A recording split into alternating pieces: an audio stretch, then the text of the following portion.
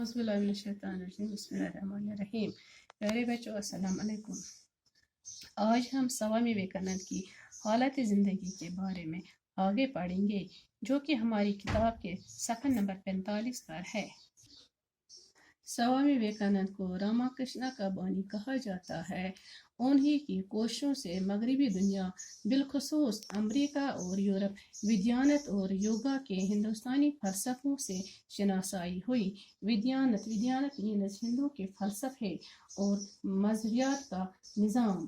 فلسفے مینز فلسفہ جاننے والا، اور یوگا کے ہندوستانی فلسفوں سے شناسائی مینز جان پہچان واقفیت۔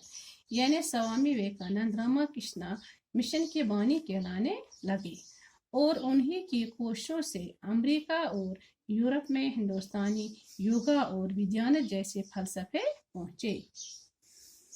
اتنا ہی نہیں، بین المذاہب آگھی کا بیڑا اٹھانے کا صحرا بھی انہی کے سر جاتا ہے۔ بین المذاہب مینز مختلف مذہبوں کے درمیان۔ صحرا مینز پھولوں یا موتیوں کا ہار، جس سے 19ویں صدی کے اختتام پر ہندوازم ایک عالمی مذہب کے طور پر ابھرنے میں کامیاب ہوا۔ جدید ہندوستان میں ہندو مت کے احیاء نو کے لیے سوامی وویکانند کی کوششوں کو خاص اہمیت حاصل ہے۔ احیاء نو مینز نئی جان ڈالنا، نئے سرے سے زندہ کرنا۔ وویکانند کے روحانی گرو راما کرشنا نے ان کو سکھایا تھا کہ تمام مذاہب سچے ہیں اور انسانیت کی خدمت ہی خدا کی بڑی عبادت ہے۔ گرو مینز روحانی استاد، پیر مرشد۔ یعنی راما کرشنا نے سوامی وویکانند کو سکھایا کہ تمام مذاہب سچے ہیں اور انسانیت کی خدمت کرنا ہی خدا کی بڑی عبادت ہے۔ اپنے گرو کی وفات کے بعد وویکانند طویل سفر پر نکلے اور بستی بستی گھوم کر لوگوں کی حالت کا اپنی آنکھوں سے مشاہدہ کیا۔ گرو مینز استاد، طویل مینز لمبا۔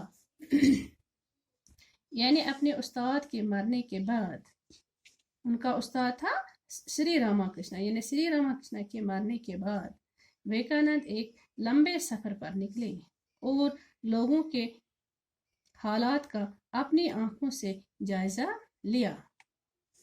انہوں نے امریکہ اور یورپ کا سفر بھی کیا اور وہاں لوگوں کے سامنے ہندو مت کا فلسفہ بیان کیا۔ ہندو مت مینز ہندو مذہب، یعنی وہ امریکہ اور یورپ بھی گئے وویکانند اور ہندو مذہب کا علم بیان کرتے رہے۔ وویکانند نے اپنے نظریات کی بنیاد ودیانت فلسفے پر رکھی۔ انہوں نے اپنے پیروکاروں کو ہدایت کی کہ وہ پاک دل اور پاک نظر ہو کر رہیں اور خود غرض اور لالچ کو چھوڑ دیں۔ یعنی انہوں نے لوگوں کو بتایا کہ وہ دل کی اور نظر کی پاکی اختیار کریں اور خود غرض اور لالچ کو چھوڑ دیں۔ انہوں نے انسان سازی کو اپنا مقصد قرار دیا۔ انسان سازی مینز اچھی تربیت دینا۔ یعنی ان کا مقصد، یعنی وویکانند کا مقصد تھا کہ انسان کی اصلاح کرنا، انسان کو سکھانا، یعنی انسان کو اچھی تربیت دینا، اپنی غیر معمولی صلاحیتوں اور علمی و عملی سطح پر اپنی بے لوث کوششوں کی بدولت ان کو جدید ہندوازم میں سب سے زیادہ بااثر شخص مانا جاتا ہے۔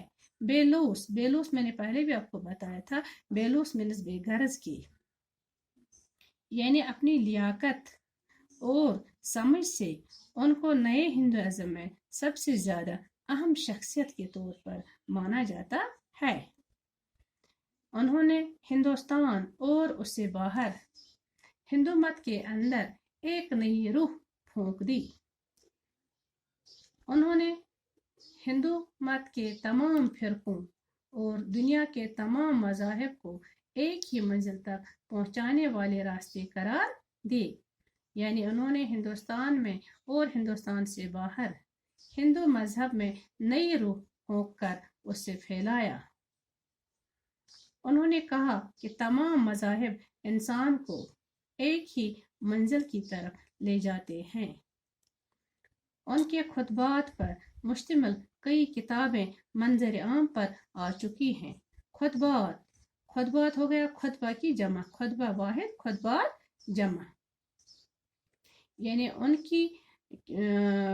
کے خطبات جو ہے، ان کی کتابیں جو ہے وہ منظر عام پر آ چکی ہیں اور دنیا بھر میں شوق سے پڑھی جاتی ہیں، یعنی ان کی کتابیں دنیا بھر میں مشہور ہیں اور لوگ شوق سے ان کا مطالعہ کرتے ہیں۔